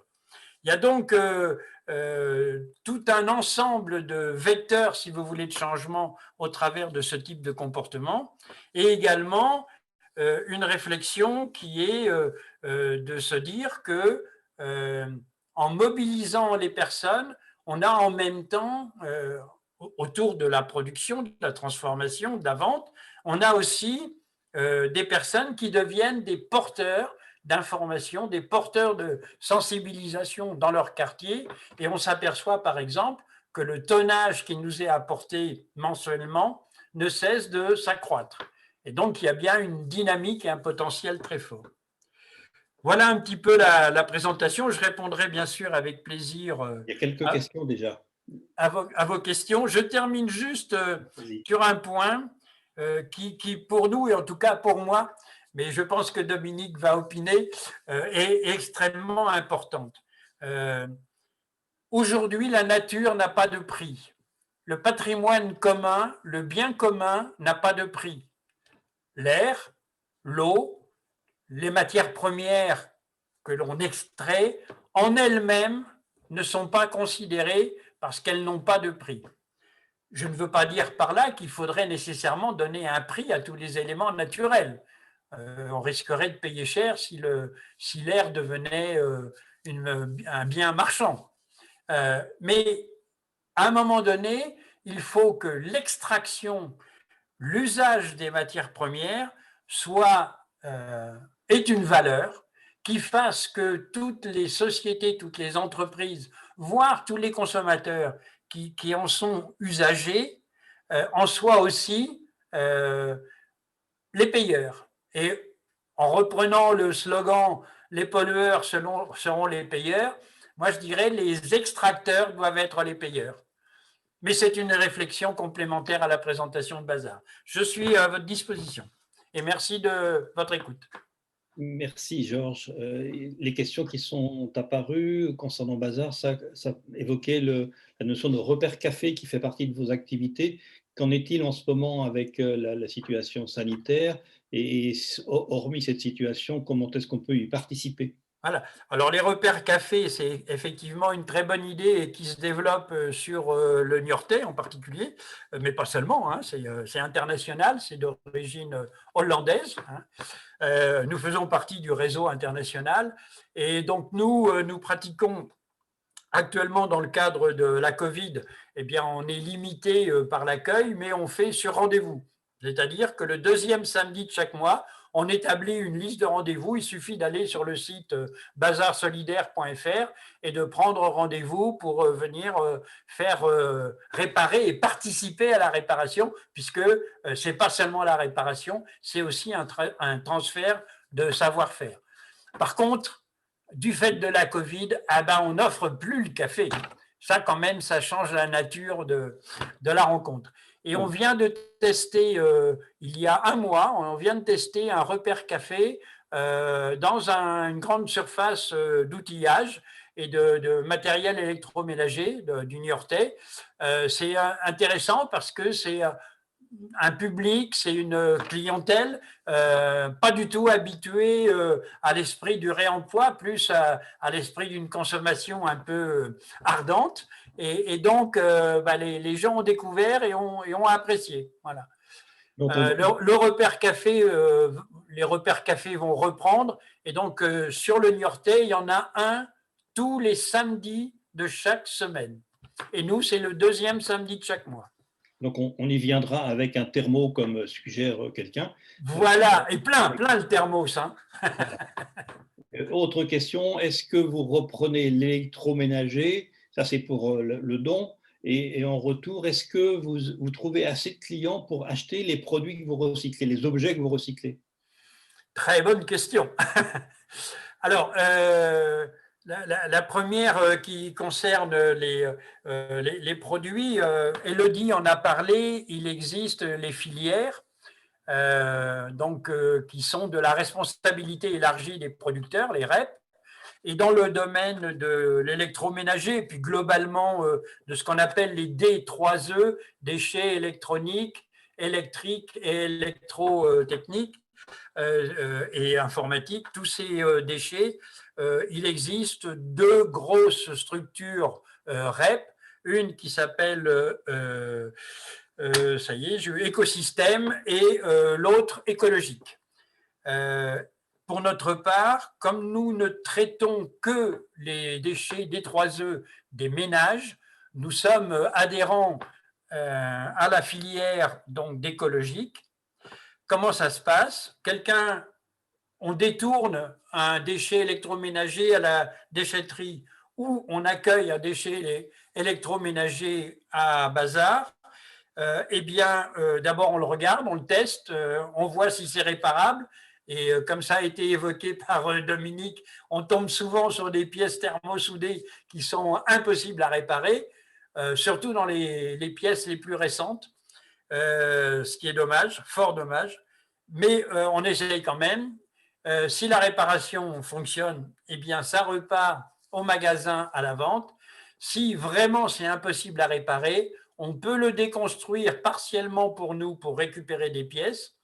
Et les éléments finaux sont mis dans une benne et à peu près tous les 3 mois, Écologique vient récupérer ces bennes et nous recevons une somme de 50 € par tonne pour les produits qui n'ont pas été remis dans le circuit du réemploi, puisque là, ça fait partie des produits qui vont vers le recyclage. Alors, juste une précision, par exemple, sur chaque tonne de produits que nous récupérons, pour une tonne, nous réemployons 850 kilos, nous recyclons 100 kilos et nos déchets ultimes ne sont que de 50 kilos. Voilà, ça permet de voir. Alors, là, les clientèles, eh bien, oui, nous sommes contents. On a à peu près sur 2019 3600 clients. En 2020, malgré 3 mois de fermeture administrative, on est à plus de 4400 clients. Ce qui veut dire que c'est de plus en plus connu. Et d'une certaine manière, la crise sanitaire a entraîné, sinon un engouement, en tout cas un certain développement des comportements d'achat du réemploi. Et on a même vu, par exemple, dans la phase préparatoire des fêtes de Noël, des gens qui venaient acheter la totalité de leurs cadeaux de Noël à bazar, etc. Donc, ça veut dire qu'il y a quand même des comportements nouveaux par rapport au marché du réemploi et de l'occasion. Simplement pour vous dire quand même que ce n'est pas tout à fait suffisant et que c'est aussi une des raisons qui font qu'on va essayer d'aller dans d'autres quartiers du Niortais, justement pour se rapprocher de la clientèle, des donateurs et des volontaires et des bénévoles. Une dernière question peut-être, merci Georges, une dernière question sur d'autres partenariats et notamment sont cités en exemple les ateliers du bocage. Alors tout à fait, bien sûr. En plus, avec l'atelier du bocage, il y aura plus j'allais dire un partenariat naturel puisqu'on va se retrouver dans le cadre du PESC, du pôle d'économie solidaire et circulaire. Mais avec les ateliers du bocage, par exemple, eh bien, on a la possibilité de leur fournir des produits que nous, on n'est pas en capacité de réparer. Pour l'instant, on n'a pas de point de vente commun, mais c'est envisagé pour 2022, donc dans le cadre du PESC. Il faut savoir que de plus en plus dans le monde du réemploi et du recyclage, je trouve que la collaboration et la coopération se développent assez fortement. Et en particulier sur Niort, parce qu'il y a une culture de l'économie sociale et solidaire sur la ville de Niort et puis ses environs. Et c'est vrai qu'on s'aperçoit que nous, par exemple, on reçoit une vaisselle cassée. Je sais pas, on nous donne une pile d'assiettes. Il y en a 11 qui sont bonnes, une qui est bréchée. On ne la jette surtout pas. On la met de côté, on a un bac. Quand il y a suffisamment de vaisselle dedans, eh bien, on la donne à une association de Niort qui fait des décorations avec des morceaux de vaisselle, avec de la porcelaine, etc. J'allais dire, on est dans l'upcycling, là, d'une certaine manière. Hein. Et le produit ne meurt pas enfoui ou incinéré, c'est difficile pour la porcelaine. Voilà. Merci, parfait. Si on veut respecter le timing que... J'ai été bavard, désolé. On va pouvoir enclencher sur le troisième témoin qui s'appelle Claude Sirex, qu'on a déjà entendu tout à l'heure et qui vient de mettre sa caméra. Merci Claude. Donc vous êtes administrateur de l'ensemblier Ève et puis tu vas témoigner sur la philosophie qui a présidé au développement de Ravailer et puis l'environnement de ce contexte et puis l'environnement niortais de manière plus générale. Et donc, pour ça, tu vas partager ton écran avec… Oui, je dois voir ce qu'il faut. Alors, voilà. C'est parfait. Voilà. En train de… Alors, parler de la philosophie qui a prévalu, je pense que ce qui a été dit jusqu'à présent montre bien l'intérêt qu'il y a. En fait, on peut retenir de très très important de ce qui a été dit ce soir, que l'économie circulaire, c'est quelque chose d'extrêmement concret. Élodie et Georges nous ont montré que c'était technique et que ça demandait des compétences et que les compétences elles se mettaient en place sur le terrain. On a vu que c'était aussi utile parce que les enjeux sont considérables. Georges nous a parlé des emplois qui peuvent être générés par le recyclage, la ressourcerie, etc., par l'économie circulaire. Élodie nous a montré aussi les volumes que l'on peut sauver de l'enfouissement et que l'on peut remettre dans le circuit. Je me suis posé la question de me dire, voilà, est-ce que l'économie circulaire, c'est quelque chose qui est voué à se développer est-ce que chacun de nous peut avoir un rôle là-dedans? Donc, je suis parti un petit peu sur cette réflexion qui est plutôt une réflexion sur l'accompagnement que l'on peut faire à l'économie circulaire plutôt que de pourquoi elle existe. Le pourquoi elle existe, je pense que ça a été dit par Dominique. J'ai repris une petite phrase que j'avais retenue d'une conférence que j'avais suivie avec Patrick Boucheron qui disait « On ne peut bien réparer que ce que l'on renonce à rétablir dans son état initial ». S'agissant d'une société dont on dit qu'elle est un petit peu malade en ce moment avec la Covid, etc., je pense qu'effectivement, il faut avoir la sagesse de se dire que le bien ne viendra pas du fait de vouloir rétablir les choses comme elles étaient auparavant, mais qu'au contraire, on est vraiment dans un monde en transformation. Et à partir du moment où on gère des transformations, on peut dire que le monde est en questionnement. Et les questions qu'on se pose vont avoir deux effets. Un effet de repli sur soi, un effet de résistance au changement, un effet d'activation, de réactivation de certains vieux démons. Et puis, on a, à contrario, et c'est tant mieux, des opportunités qui vont se dégager pour donner des réponses à ces questions et puis aussi pour créer. Et on a vu ce soir que les questions qui ont été posées incitent à trouver des nouvelles solutions. On a parlé par exemple de l'éco-conception. Donc, petit point sur les opportunités dans un monde global en questionnement et le rôle que l'on peut avoir. Et puis, on présentera rapidement le pôle de l'économie sociale, solidaire et circulaire dont il a été question. Un premier élément d'opportunité pour le développement de l'économie circulaire, c'est la taxation des déchets et pollution. J'ai pris cet exemple, ça a été illustré par Dominique qui disait si une taxation des objets non recyclables permettait d'avoir le cahier des charges recyclable en plus de la fonction principale du produit, effectivement, on pourrait innover en matière d'éco-conception. Les démarches collectives des États, oui, on a parlé du gouvernement, tout à l'heure Dominique en a parlé, mais je suis très soucieux des démarches collectives. Démarches collectives, pourquoi? Parce que la COP21, on a vu qu'elle n'était pas forcément suffisamment contraignante pour certains, qu'il y a beaucoup de choses à faire, mais il y a quand même un certain nombre d'opportunités, on le voit lorsque les États, les gouvernements se rejoignent sur les constats, tout du moins, espérons qu'ils vont se rejoindre un petit peu plus sur les actions. Et ça a été souligné aussi par Georges, l'action croissante des collectivités territoriales. C'est vrai qu'à l'échelon local, à l'échelon territorial, communauté de communes, municipalités, etc., on voit de plus en plus d'initiatives, de plus en plus de soutien à l'économie circulaire. Dans ce monde global, on a aussi les évolutions économiques et financières. Une opportunité intéressante, c'est la réorientation croissante d'investissement vers le durable. Et c'est vrai que et Georges en parlait tout à l'heure, s'il y a création de valeur et création d'emplois à la clé, on peut bien sûr imaginer que cette réorientation d'investissement vers le durable se fera de façon plus importante. Et il ne faut surtout pas hésiter, là encore, à solliciter des acteurs.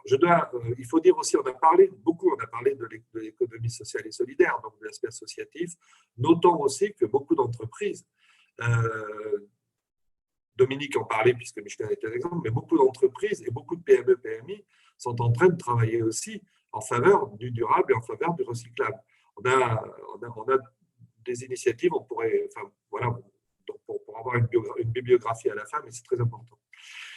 Nouvelle conception de création de la valeur, c'est comment les nouvelles chaînes de la valeur se mettent en place en intégrant justement l'éco-conception, mais ça va plus loin. On part de l'amont pour aller vers l'aval et en intégrant les notions de réduction de coûts, réduction d'énergie, de besoin d'énergie, réduction, réemploi, etc.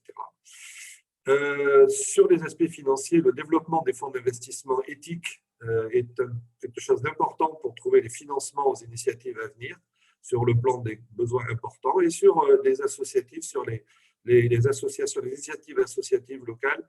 Il y a une croissance de la finance solidaire. J'ai pris le cas des cigales, puisqu'il y a plusieurs personnes dans cette soirée qui connaissent ce que sont les cigales, les clubs d'investissement et de gestion alternative pour une économie solidaire. Voilà. Troisième famille d'évolution, c'est les évolutions technologiques. On l'avait vu, c'est les nouvelles approches de la R&D, les nouveaux cahiers des charges, on l'a évoqué tout à l'heure. C'est aussi l'intégration des développements durables dans toute la chaîne de la valeur. Là, ça pourrait demander un développement très long, mais ça veut dire tout simplement qu'on sait faire, on est capable de faire, et que chaque fois qu'on intègre dans toute l'analyse de la chaîne de la valeur d'une entreprise la notion de durable, on a des actions qui s'additionnent au fur et à mesure de la création de cette valeur, et ça amène des nouveaux processus industriels avec l'emploi de nouveaux matériaux, de nouvelles matières, de nouvelles énergies, etc. Donc là, sur l'évolution technologique, la technologie toute seule ne peut rien faire, c'est ce qu'on en fait qui est important, et il y a énormément de ressources à trouver dans la science. Sur les évolutions sociologiques, alors ça, c'est là que, effectivement, c'est extrêmement important autour de nous de travailler. C'est pour ça aussi que ces conférences sont faites. La prise de conscience des enjeux environnementaux, on a aujourd'hui une accentuation de cette prise de conscience. J'aime à penser qu'il y a une transformation des comportements d'achat dans une partie croissante de la population jeune. On a de plus en plus de jeunes que l'on voit avec le souci d'acheter plus intelligent, de manger mieux, de manger de fréquenter par exemple des magasins dans lesquels les achats peuvent se faire en vrac, éviter la surabondance d'utilisation des blisters, etc. Cette prise de conscience, elle existe. Le traitement de l'information qui est relative à la transition écologique de plus en plus important par les médias les plus sérieux. On voit aujourd'hui et on a la possibilité de s'informer sur les données, scientifiques et il faut être vigilant là-dessus. Pour exemple, ce soir, pendant qu'on parle, il y a une émission sur Arte qui s'appelle La Fabrique de l'ignorance et qui est en train de nous expliquer comment les lobbies ont à partir de pseudo-études, le don de nous orienter vers leurs produits en dépit de ce qu'ils peuvent représenter par rapport aux risques pour la santé, pour la planète, etc. Donc, il faut aussi ça. Et puis, changement de représentation en matière de consommation. Alors ça, là encore, j'aime à penser que c'est une lame de fond. Elle se heurte bien sûr à une culture consumériste héritée des 30 Glorieuses qui est encore très, très présente. Mais disons que ces changements de représentation sont en train de se faire et consommer pour consommer n'a plus le même sens et le sens de la consommation n'est plus forcément le même. Mais là encore, quel peut être notre rôle à nous, consommateurs citoyens? Parce que là, aujourd'hui, je pense que c'est dans cette perspective qu'on est réunis ce soir. Se tenir en éveil par rapport aux informations scientifiques, je pense que c'est très important de ne pas subir et d'acheter intelligent. Ça a été dit, Georges a parlé de l'intelligence des produits. Il faut que l'intelligence des consommateurs vienne en prolongement de l'intelligence des produits pour que l'intelligence soit partagée. Faire preuve d'esprit critique et de discernement dans l'utilisation des réseaux. Je pense que là, effectivement, les réseaux sociaux, on a pendant ces derniers mois, ces dernières semaines, pu voir ce que ça pouvait faire comme dégâts, ce que ça pouvait aussi amener comme capacité de lancer des alertes, etc. Donc, il faut faire très, très attention. Mais ça peut être bien utilisé. Faire remonter ces appréciations de consommateurs citoyens autant que possible. Tout à l'heure, ça a été dit, par exemple, par rapport conseillé par Dominique à Élodie, faire remonter aux fabricants de produits. C'est vrai qu'on a peut-être un manque en la matière de forums, de possibilités de l'exprimer. J'y pensais l'autre fois en achetant dans un magasin de bricolage Niortais. Voilà. J'y pensais en achetant des petites épingles magnétiques, des petites magnettes. Et j'ai acheté un blister et je me suis aperçu qu'il y avait donc 6 petites magnettes dans une boîte qui peut en contenir 42. Je me suis posé la question de pourquoi on mettait 6 magnettes dans une boîte de 42 et en fait c'est tout simplement parce que dans cette même boîte on peut mettre d'autres choses, il suffit juste de changer. Donc c'est rentable pour l'entreprise qui emballe ses produits puisqu'elle a un seul modèle, sauf que c'est un gâchis extraordinaire puisque à chaque fois qu'on a un grand conditionnement pour des petits produits, on double, on triple la consommation. Raisonner ses pratiques d'achat en se posant la question du sens de sa consommation, l'impact de sa décision, ça a été dit, mais là je pense qu'ici il y a vraiment quelque chose qu'on peut faire autour de soi, pour nous, voilà, autour de soi bien sûr, parce que le premier vecteur de changement profond d'une société, c'est l'éducation, ça a été dit aussi. Je crois que c'est extrêmement important. Coluche nous avait fait rire en son temps en disant il suffirait que les gens ne l'achètent plus pour que ça ne se vende pas. Eh bien, je pense qu'effectivement, s'il n'y avait pas autant de clics sur Amazon, on ne se poserait pas forcément la question qu'on se pose aujourd'hui sur la dominance, voire même l'hégémonie d'Amazon. Est-ce qu'on peut réfléchir à chaque fois qu'on achète sur l'intelligence du produit? Est-ce qu'on en a vraiment besoin? Ça a été dit aussi. Soutenir les initiatives visant à développer les structures de l'économie circulaire et les actions en faveur de la transition écologique. C'est un engagement qui doit être collectif. C'est les citoyens, les assos, les entreprises, les structures. On n'a plus le temps de rigoler maintenant. Il faut vraiment passer à l'action. Et puis, bien sûr, innover dans l'action citoyenne. Et là, aujourd'hui, je suis assez impressionné par ce qu'on peut lire de temps en temps, ce qui arrive. Je ne sais pas si vous lisez Carnet de campagne, par exemple, de Philippe Bertrand sur France Inter, si vous écoutez. On voit pas mal d'innovations, de choses qui se montrent pour innover dans ce domaine-là. entre circuits courts, initiatives locales, tout ça, ça s'additionne pour faire quelque chose d'important. Donc voilà. 2 mots sur le pôle de l'économie sociale, solidaire et circulaire. Alors, il est à la fois économie sociale et solidaire, puisqu'il y a des entreprises qui font de l'insertion, circulaire, parce qu'il y a des entreprises qui sont dans l'économie circulaire, et les deux, parce qu'il y a comme Revalor, une asso qui fait à la fois de l'insertion et aussi de l'économie circulaire. C'est rue Henri Célie à Niort, si vous passez par là, c'est dans un quartier prioritaire de la ville et c'est un site sans défaut, un site industriel qui est vide depuis 10 ans et qui est donc qui tend les bras à une utilisation intelligente. Pourquoi y faire? C'est pour créer une dynamique collective la plus forte possible pour et par les associations de l'économie sociale, solidaire et circulaire. C'est pour construire ensemble, c'est pour innover, c'est pour renforcer. Et donc, c'est un lieu dans lequel il s'agira de proposer des actions concrètes et c'est de fédérer tous les acteurs de l'économie sociale et solidaire. Ça s'adresse aux associations, à toutes les associations du Niortais qui se retrouvent dans cette philosophie et qui adhèrent à ça, de façon à être dans des relations d'aide, mutualisation de moyens, partage de savoir, partage de savoir-faire, accompagnement, formation des nouvelles assos, mais aussi aide, ça peut être aussi de l'aide à des artisans, des professions libérales. Voilà, c'est un appui dans un cadre de partage et de mutualisation. Et pour le grand public, on va pouvoir y réparer, y vendre, y recycler, y réemployer, accueillir, conseiller, tout simplement parce que c'est le qui est important. Aujourd'hui, les assos dont on a parlé, Èvre, Revalor, Atelier Méca, Ayen, MIP, Ipso, Atelier du Bocage, Actif, Bazar, Envie, Emmaüs et d'autres à venir, d'autres qui sont en train de réfléchir à la façon d'intégrer bien sûr tout ce groupe. Tout ça, ça va créer un pôle, un pool, une dynamique, quelque chose qui est fait pour apporter à partir de ce site et à essaimer, parce que le tout, c'est pas tout concentré à un endroit, c'est partir de cet endroit pour essaimer en matière d'inclusion, d'insertion et d'économie circulaire. Voilà en quelques mots l'espoir que l'on peut avoir dans le développement de l'économie circulaire, de l'économie sociale et solidaire plus largement et de l'activité économique, on va dire alternative, qui a tout à fait sa place, bien sûr, dans l'économie avec un grand E. Merci Claude. Il y a eu quelques réflexions au fur et à mesure de ton propos, notamment pour rebaptiser les 30 glorieuses en 30 piteuses, voire en 30 pollueuses. Mais c'était de l'humour entre Georges et puis Dominique. Oui, mais c'est ça, on est bien d'accord, oui. Et puis les réflexions sur le fait que par rapport aux emballages oui. Moi, j'aurais une question par rapport au projet de Pôle, là. Ce que tu as présenté, ça reste et ça demeure un projet.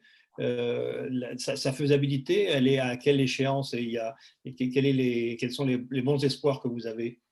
L'étude de faisabilité est faite en termes de possibilités que ça se réalise techniquement, etc. Bon, là. Maintenant, c'est toute la partie pratique, aménagement, utilisation, règles du jeu à mettre en place. C'est tout ça qui est en train de se construire. Il y a une chargée de mission qui est en train de travailler dessus, qui est dans le cadre de l'ensemblier, qui anime des groupes de travail avec toutes les associations et toute la réflexion est en train de se conduire. Réflexion aussi, bien sûr, avec les apporteurs de fonds susceptibles de nous accompagner. Et aujourd'hui, la marche est en cours, la construction est en cours. On n'est plus simplement dans l'état de projet, on est dans l'état de construction. Voilà. Alors l'horizon, effectivement, je ne veux pas me substituer à la personne qui est chef de projet, mais voilà, Georges parlait de 2022. Voilà. L'idée, c'est de faire de cette année 2021 l'année de la construction et de la finalisation de la plateforme d'accueil et d'action. Ok, d'accord. Est-ce que Si je peux me d'autres per- personnes… si je peux me permettre, Christian, Vas-y, Georges. je remercie Claude de la présentation du projet du PESC, hein, parce que c'est vraiment important de montrer que dans le domaine de l'économie sociale et solidaire, et ça avait été évoqué dans sa présentation par Dominique, il y a vraiment une autre conception de la manière dont on peut travailler la matière, proposer des produits, éviter le gaspillage.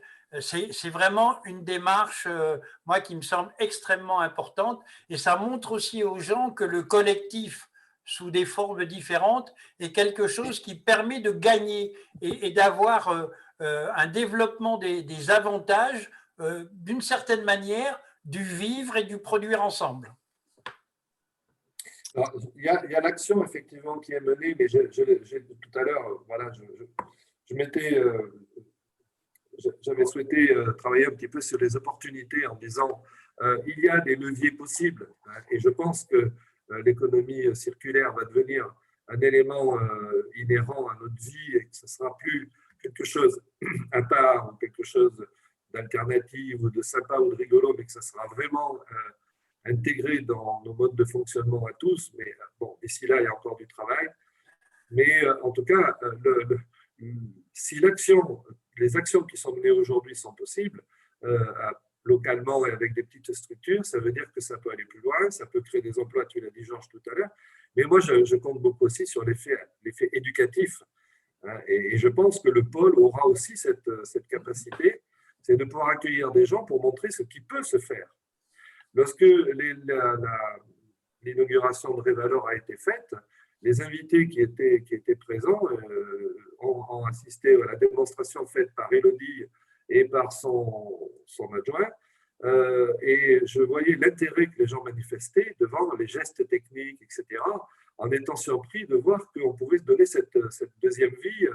Et franchement, l'éducation, alors au plus jeune âge sur la façon d'acheter, le sens qu'on donne à la consommation, mais tout le temps, partout, alors en continuant, elle peut se faire aussi dans des organisations comme le pôle notamment, où chacun de vous, association, sera en mesure d'apporter votre contribution et de vraiment sensibiliser les gens à tout ça.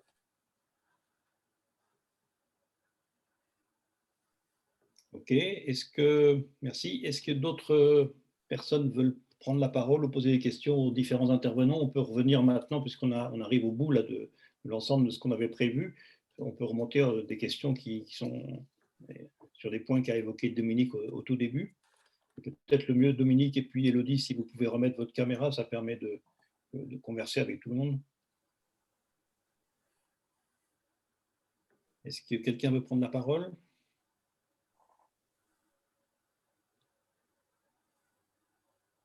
Non. On a dit beaucoup de choses aujourd'hui, et c'est vrai que ça fait beaucoup de choses à emmagasiner, et quelquefois on a besoin de faire mûrir tout ça. Oui. On pourrait peut-être proposer, Christian, si certains sont intéressés, à donner une sorte de suite par une soirée qui ne serait que des questions, un échange questions-réponses, pourquoi pas. Si certains sont intéressés, ils peuvent peut-être écrire à l'UPN pour dire oui, je serais intéressé par ça, et on pourrait très bien monter une soirée qui serait seulement une question parce que après avoir digéré tout ce qui a été montré, tout ce qui a été présenté, et puis des choses qu'on a pu entendre, il y a peut-être d'autres questions qui peuvent remonter, et on pourrait peut-être organiser quelque chose pour ça, pour donner une petite suite. Oui, merci, c'est volontiers qu'on peut collaborer sur cette chose-là, s'il y a de l'appétit sur ces questions. Voilà, s'il y a de l'appétit là-dessus, hein, s'il n'y a pas d'appétit là-dessus. Et quel bonheur si on pouvait le faire en présentiel. Ah oui, c'est ça le top, Georges. C'est sûr. Ok. Personne d'autre veut prendre la parole, donc je vais faire une toute petite conclusion. Et donc, en vous remerciant tous les quatre, Dominique, Élodie, Georges et Claude. Juste avant de nous quitter, vous dire ou rappeler que notre conférence sera mise en ligne sur le site de l'UPN dans quelques jours, et qu'à ce même endroit, vous trouvez déjà les 2 premières conférences qui sont passées. Actuellement, nous n'avons pas de programme d'établi sur les mois qui viennent parce que ben voilà, notre calendrier a été déporté, reporté, annulé, enfin tout ce que vous voudrez pour des raisons que vous devinez aisément. Et donc, on cherche à mettre en place des conférences comme celle-ci, des conférences en ligne, qui n'est pas évident parce qu'il faut que les conférenciers acceptent cette modalité qui n'est pas évidente pour tout le monde. Donc, si vous voulez être tenu au courant de nos évolutions de calendrier, enfin notre construction de calendrier, rendez-vous sur le site qui sera mis à jour au fur et à mesure des évolutions. Et puis, nous disposons d'un autre moyen pour être tenu au courant, c'est une lettre d'information que nous avons mis en place depuis décembre. Et donc, sauf si vous la recevez déjà, si vous voulez la recevoir, il suffit là aussi de nous laisser vos coordonnées sur le site de l'Université populaire et on vous fera parvenir cette lettre d'information tous les mois. Voilà. Merci encore à vous quatre, aux quatre intervenants. Merci à tous les participants. Et donc, sans aucun doute à une prochaine fois, sans vous dire où et comment, mais en espérant qu'elle soit, comme le disait Georges, de vive voix et sur des sujets divers aussi importants que ceux qu'on a évoqués durant ces 3 conférences. Merci à vous. Bonne soirée. Bonsoir. Bonne soirée à tous. Et n'hésitez pas à partager autour de vous les documents pour justement créer des échanges avec vos amis, avec des voisins, avec de la famille, parce qu'il est important d'améliorer la compréhension de tous ces sujets. Au revoir tout le monde. Merci. Au revoir. Au revoir.